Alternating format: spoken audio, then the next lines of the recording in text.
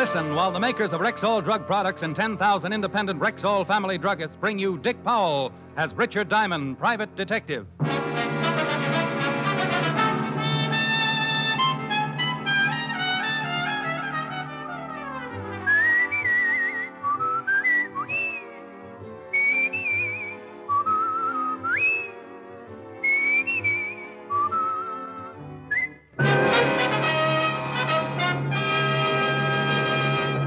Good evening. This is Bill Forman speaking to you for the 10,000 independent druggists who have made the word Rexall part of their own store names. They've done that because they recommend and sell the 2,000 or more drug products made by the Rexall Drug Company. Rexall's brand new multivitamin product, Formula V10, is an excellent example. For Formula V10 is a really pleasant-tasting, really easy-to-take product that helps prevent vitamin and iron deficiencies. The recommended daily dosage supplies twice the minimum requirement of vitamin B1, 5 times the requirement of iron, plus minimum daily requirements of A, D, and B2, plus red crystalline vitamin B12. Ask for pleasant-tasting Formula V10. That's V as in vitamin. V10 at Rexall drugstores everywhere. The stores with the orange and blue sign. Good health to all from Rexall. Now, your Rexall family druggist brings you a transcribed half hour with Richard Diamond, private detective, starring Dick Powell.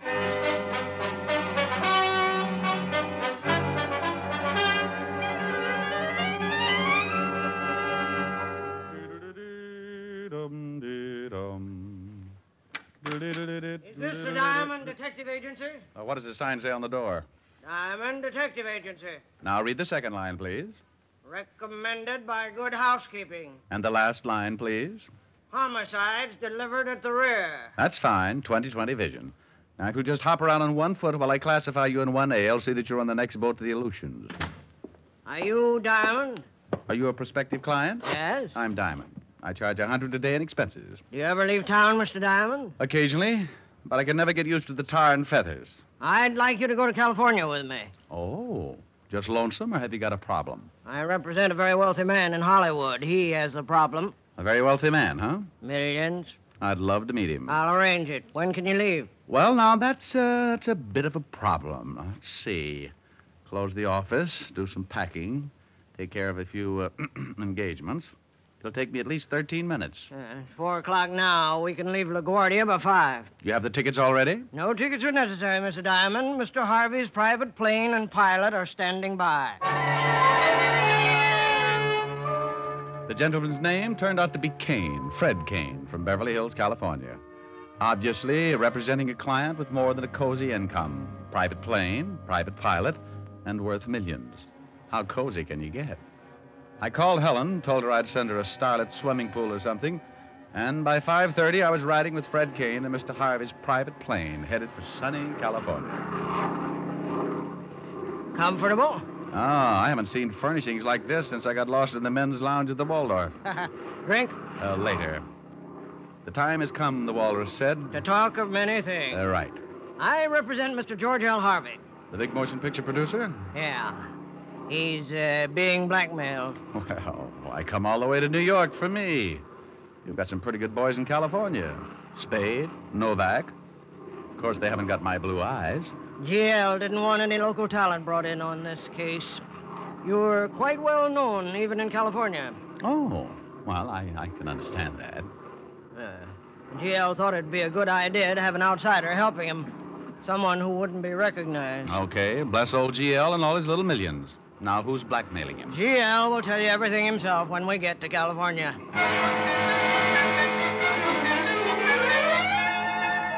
Fred Kane and I played Jeanne for the next couple of hours, and we didn't talk any more about G.L. Harvey and his blackmail troubles. By 8:30, we were somewhere over Kansas, and I was getting sleepy, so I turned in. Around 6 the next morning, we landed in Burbank. I stepped out to get my first look at beautiful, wonderful, sunny California. We'll have to run for it. GL will have a car waiting. A car? I'm surprised at GL. I thought sure he'd meet us with his private life raft. The car was waiting all right, complete with chauffeur, footman, and dinghy.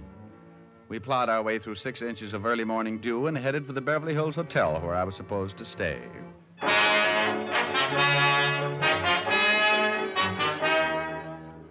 We arrived around 7, got me settled in my room, a tiny little affair that reminded me of a well-decorated roundhouse. Then we had breakfast, and by 10 o'clock I was standing in the offices of George L. Harvey, Hollywood producer. Glad you're here, Diamond. Have a seat. Yeah, thank you. You haven't got an old ringer around you, have you? Nasty weather, isn't it? It'll clear up. Got to. Can't stay on a cover set all week. Schedule's too tight. Cover set? GL's shooting a new picture. If the company has some unexpected bad weather and they're shooting exteriors, they have a cover set and they can move into and shoot some interior scenes. Oh. You interested in motion pictures, Diamond? Well, I see a few. Right now, I'm more interested in blackmail, Mr. Harvey. Oh, yes. Well, here's the setup. Fred here introduced me to a girl about a month ago, Mary Conrad. And now she's got you on the hook. Very much on the hook. Pretty girl. No, more than that. Beautiful. Brunette, about 5'6". Well, she's... Beautiful. We became very, well... Friendly. Yes. I'm married, Mr. Diamond. My wife doesn't know anything about this. Unless Mary Conrad tells her. Yes, and she's threatened to do just that. Unless you kick through with something. Yes. Money? Yes, $100,000. Well, that's a nice round sum. Fred should be more careful about the girls he introduces you to. I had no way of knowing, Diamond. I met the girl in Las Vegas. 2 weeks later, I met her at a party down here. It was just as much my fault. I saw her with Fred and wanted an introduction. And you got it. $100,000. How do you do? Yes. You want me to get something on her or to get the evidence back? Well, yes. It's a wonder you don't get into more trouble, GL. You just don't know how to say no. It was pretty obvious that I'd have to meet the blackmailer, so a party was arranged by Fred Kane at GL's beach house, and without GL's presence, so I could get acquainted with the beautiful Mary Conrad. GL gave me a $200 retainer and blushed a little when I kissed him on both cheeks. Then Fred Kane sailed me back to the Beverly Hills, where he rented a car for me and told me how to get to the beach home. By 8 o'clock that evening, I was driving down the coast highway on the way to Malibu. I couldn't get over it. The rain had stopped. There was a big yellow moon sitting up in a cloudless sky, and a warm breeze was blowing in off the Pacific. I even put the top down. Hello, Diamond. Come on in. Say, what's with this weather? 1 minute it's pouring, and the next time it comes out like a travel folder. We're just getting into the rainy season. It'll probably stay clear like this for at least a week. Oh. Give me your hat, and I'll take you in and introduce you to the guests. Oh, it's what? A New York gumshoe out looking for a blackmailer? Yeah, that's right. You're an agent. Agent? I don't know anything about agents. You like money, don't you? That's my name, spelled backwards. Then you're an agent. It was a small little party. That is, of course, if you compared it to Ebbets Field during a World Series. GL's house was in the middle of what was known as Malibu Colony. That's a bunch of houses built right out on the sand and surrounded by money. Fred took me around and introduced me as an agent from New York and an old friend. I met everything from producers, writers, and directors to several well-known motion picture stars, one of which had her French poodle with her. And this is Michelle, Mr. Diamond. Say hello to Mr. Diamond, Michelle. Oops, sorry. Great Dane. And on until finally we got around to my objective for the evening. And believe me, I'd enlist 3 times a week just to go after that kind of an objective. Brunette, about 5'6". When she looked up at me, I felt as nervous as a cat in a ukulele factory. This is Mary Conrad, Mr. Diamond, Mary. Hello. Be hello. nice to him. He's a big New York agent. I see some other guests now. Take care of them, Mary. Looks like Fred has paired us off. Well, he knows a good combination when he sees it. 2 best-looking people at the party. Of course, I'm prettier than you are. How long have you known Fred? Fred? Oh, years and years. We used to play stickball together over in Canarsie. I thought Fred was a native Californian. Well, oh, yes. Well, he is. He used to come all the way to New York just for the stickball. We had quite a team. I'll bet you did. What position did you play? I played left gutter. That's the dirty side of the street. Oh.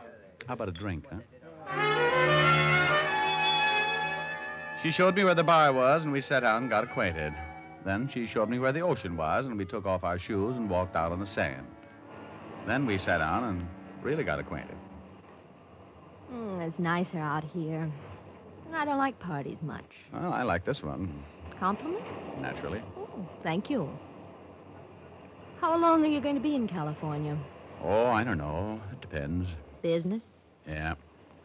You're not having much fun, are you? Oh, sure. I'm having a ball. You're lonesome, aren't you? Like 50 miles of dirt road. Let's leave the party. All right. Where to? Well, my car's here, and it wouldn't be good to be seen leaving together. I'll go first, and you follow in about 5 minutes. You can pick me up at my house. Score for Diamond. She gave me her address and told me how to get there. Then we walked back to the party, and she left. I gave the high sign to Kane, and in 5 minutes I followed. Mary Conrad's house was on the outskirts of Beverly Hills, south of Pico. There was a long, low, black sedan, the type a chauffeur usually drives, parked in front of the house. The same car that had picked me up at the airport that morning. And it belonged to G.L. Harvey. Before I could get parked, the door to the little house flew open, and old G.L. himself came barreling out like a squirrel with his tail on fire. G.L.! Mr. Harvey! Hey! Mr. Harvey!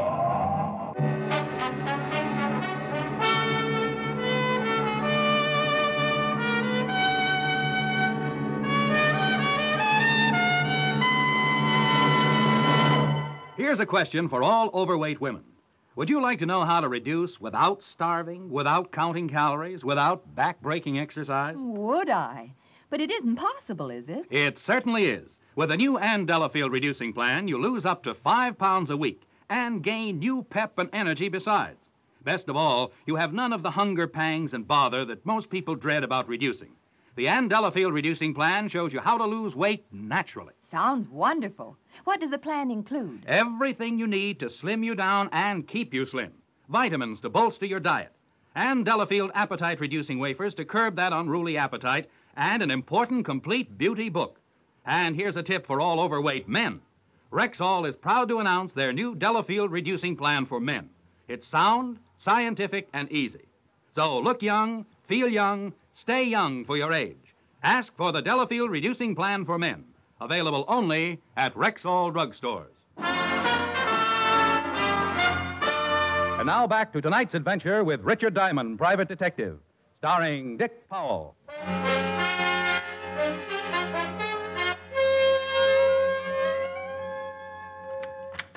Say, what the devil? Oh, hello there, Mr. Harvey. Diamond, how did you get into the studio? I went to your home first. My home? You didn't talk to anyone? Your car wasn't around, so I tried the studio. The cop at the gate wouldn't let me in, so I climbed a fence. Climbed a fence? It was better than having him call you. You might have wanted to see me. I'd wanted to see you. Don't be foolish. Why not see you? You often come to your office this late at night? Look, Diamond, I saw you when you yelled at me in front of Mary Conrad's house. Why didn't you stop? I was too frightened. I was scared stiff. I suppose you found her. Yeah. Oh, it was terrible. Awful. Just awful. I'll bet it was. I thought about going home. I thought about a lot of places. I ended up here. Did you kill her? No. Of course I didn't kill her. She called me from Malibu, told me to meet her at her house. I got there before she did. She drove up, and we went in.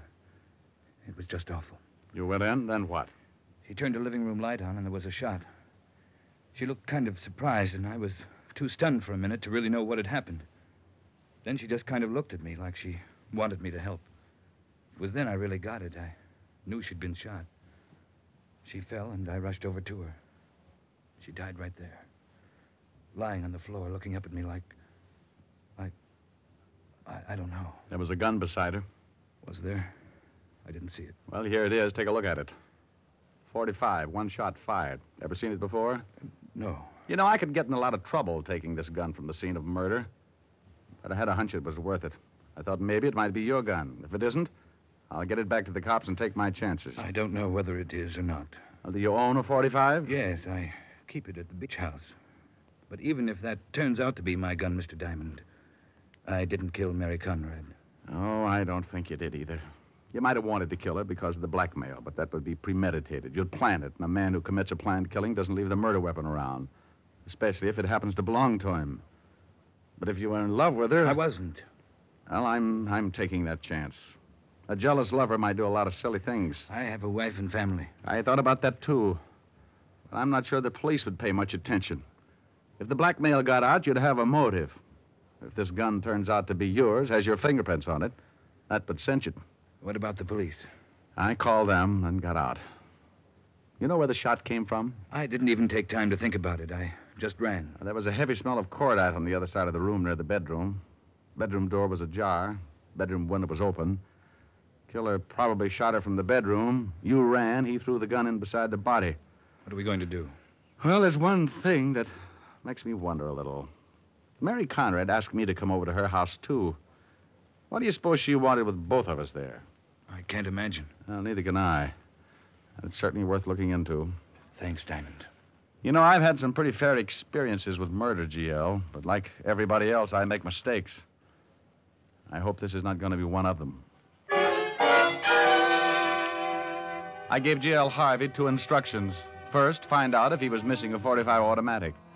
Second, go on about his business like nothing had happened. And forget that he'd known Mary Conrad other than casually. I knew I was taking a big chance. Being an accessory after the fact could land me in a lot of hot water. But GL just didn't figure as the killer. And if I was right, someone was trying to fit him for a king-size frame. Why? Who? What was the motive? Those were things I was going to have to find out and find them out in a hurry. So while the police were undoubtedly still busy with an identification on Mary Conrad, I got back in my rented car and took off for Malibu. Yeah, back so soon? No laughs. You find out anything? Where can we talk? You look like something's wrong. You should see how Mary Conrad looks. Fred Kane took me in the den, and we locked out the rest of the party. I told him just what had happened, and he poured himself a long drink. Yeah. You think GL really did it? I want to do some checking on Mary Conrad before I start making any guesses. Now, you said you met her in Las Vegas, didn't you? That's right. And then tell me everything you know about her. And he didn't know much. He'd met Mary at the Serena Hotel, just ran into her at a party. He had seen her several times in the following few days, and she had mentioned she was coming down to L.A., so he'd ask her to look him up. She had, and that was the extent of it. What do I tell the police? They'll certainly find out who she's been seeing. It'll take them a while to check. Did she have any other friends? She never mentioned any. You met her at the Serena. Was she with anyone? I don't remember his name. You remember the date? It was about a month ago, the last few days I was there. Oh, well, okay. I'm going to take a trip to Vegas and see if I can find out anything more. You must really think GL's innocent. Don't you? Well, yes. But he certainly had a motive. Oh, I don't think GL would kill anyone for $100,000. The thing I can't figure is why anyone would want to frame him. What could they gain by it? I drove back to Burbank, grabbed the late plane for Las Vegas, and about an hour and a half later, I was checking with the desk clerk at the Serena.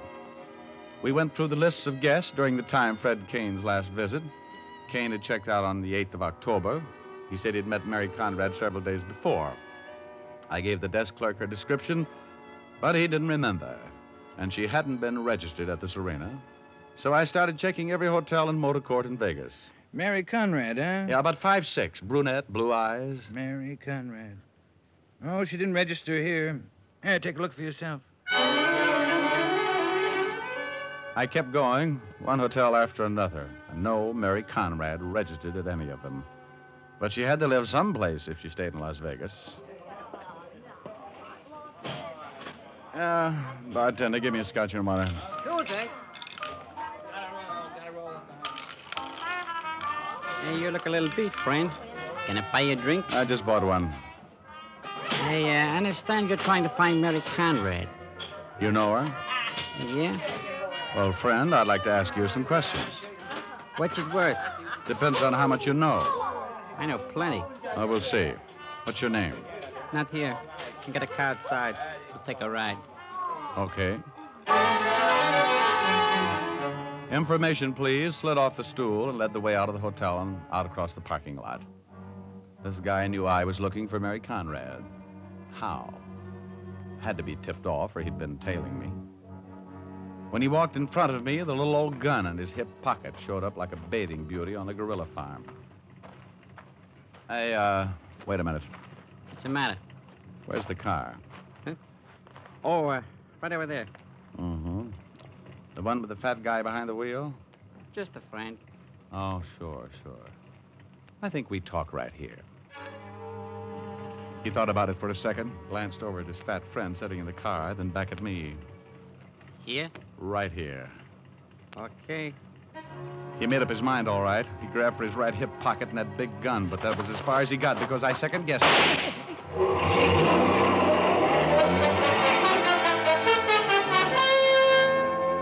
His friend took off, staying behind a line of parked cars until he was clear of the parking lot and far enough away so I couldn't get in a good shot. I leaned down over the man who had wanted to kill me. He was very dead. Well, I'd held out police evidence in Los Angeles and killed a man in Las Vegas. I was in a spot, and only one lead left.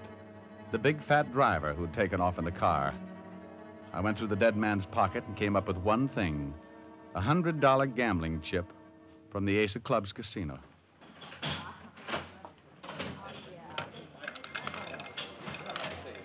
Oh, how about using that car of yours?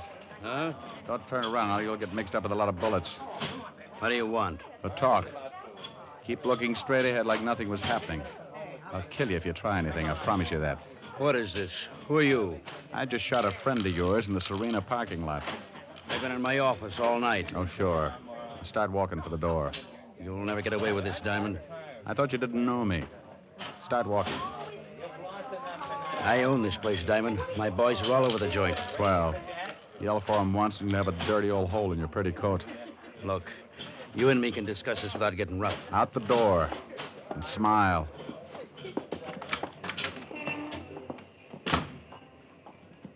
Now, where's the car? Across the street.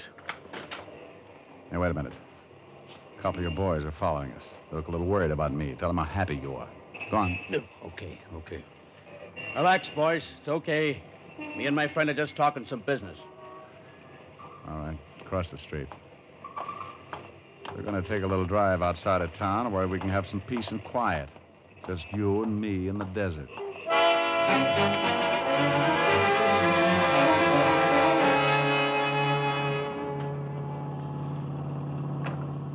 That's good enough.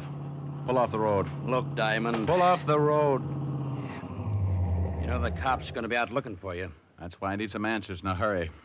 Why did your boy try to kill me tonight? I don't know what you're talking about. Get out of the car. Now, look, I swear... Get out. What's this going to prove, Diamond? You're going to start walking. Straight out into that desert. At the end of 100 paces, if you haven't told me what I want to know, you're going to get it. Right in your big, ugly face. You'll never get away with it. Walk. Now, that's the trouble with you big, tough guys. Get a fellow in a spot, and you never figure he might just be desperate enough to shoot his way out of it. Why did your boy try to knock me off tonight? I've got a lot of dough, Diamond. I can get you out of the state and make you rich. I'll swear you killed my boy in self-defense. How well do you know Mary Conrad? Well, never heard of her. I've held out police evidence in California, and I've shot a man in Nevada. I'm in a tough spot. I'll just about do anything. You kill me and you'll never find out anything. I'll keep looking. Who else is mixed up in this? How'd you know who I was? I found out. Well, you're nearly there. You're bluffing. You got 15 paces to go. You'll never get out of town. You kill me and every cop in the state will be after you. You're a big man, huh? I swing a lot of weight. Well, I don't like your kind of big men. Stop here. Now, how about it? Gonna tell me how you're mixed up in this? Now, wait a minute. This is getting ridiculous. It's a matter of opinion. You gonna tell me? Wait. You must be nuts. Supposing I did know something. I tell you, you tell the cops. Maybe I knocked off somebody. I get the gas chamber. Then it shouldn't make any difference to you. This will be a lot quicker. What do you want to know? Who's Mary Conrad? My girl. Her real name's Mary Langley. Who killed her? Fred Kane. The guy who works for George Harvey. Why? Kane owed me a lot of dough. Couldn't pay it. Jill Harvey was to go to the gas chamber for killing someone. Kane had become head of the Harvey Productions. Why wouldn't Harvey's wife take over? Well, she'd own it, but Jill's will states that Kane would run it. How do you fit? Kane promised me a 50-50 split if I'd lay off about the debt. I talked Mary into it, and Kane introduced her to Harvey. The old boy went for a hook, line, and sinker. Then she started blackmailing him.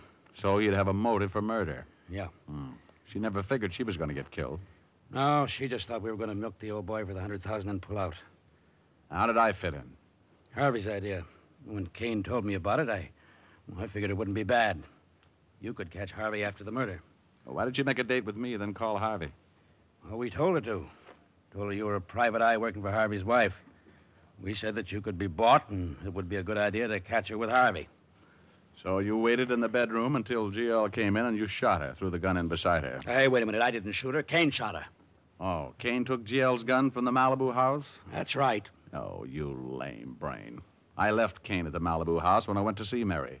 He was there when I got back. Witnesses will swear he was around the whole time. You killed the girl and hopped the plane back here for Vegas. No, I didn't kill her. Go over by that rock. Take it easy, Diamond. Go on. Okay, I shot her. I hid in the bedroom and shot her. But you won't be around to talk about her. Come on, get up. Get up. Oh, for Pete's sake, now I have to carry him back to the car.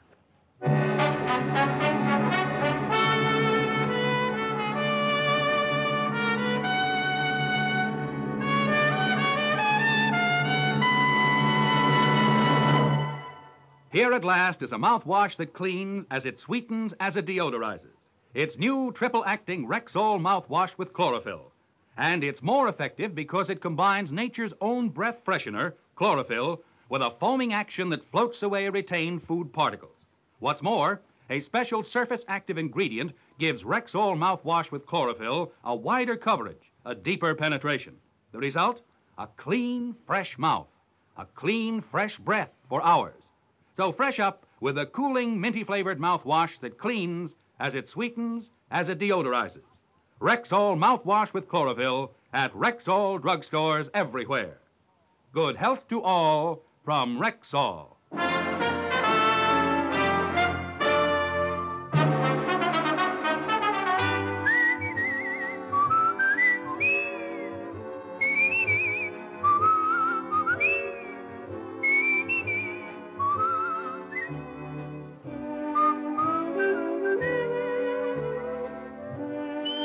Richard Diamond, Private Detective, stars Dick Powell in the title role and was written by Blake Edwards with music composed and conducted by Frank Worth.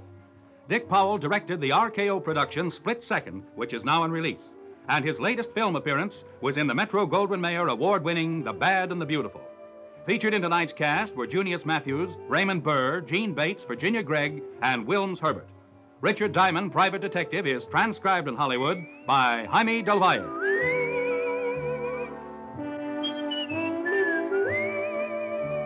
This is Bill Forman inviting you to be with us next Sunday at this time when Rexall Drug Products again bring you Dick Powell as Richard Diamond, Private Detective.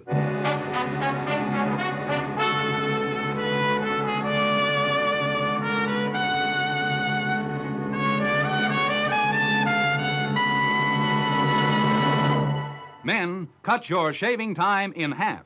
Use Stag Brushless Shave Cream, the brushless cream that stays moist longer. No fuss, no rub-in. Just smooth it on for quicker, closer, face-happier shaves every time. Ask for Stag Brushless Shave Cream. Jumbo tube, only 50 cents. At Rexall drugstores everywhere. This is the CBS Radio Network.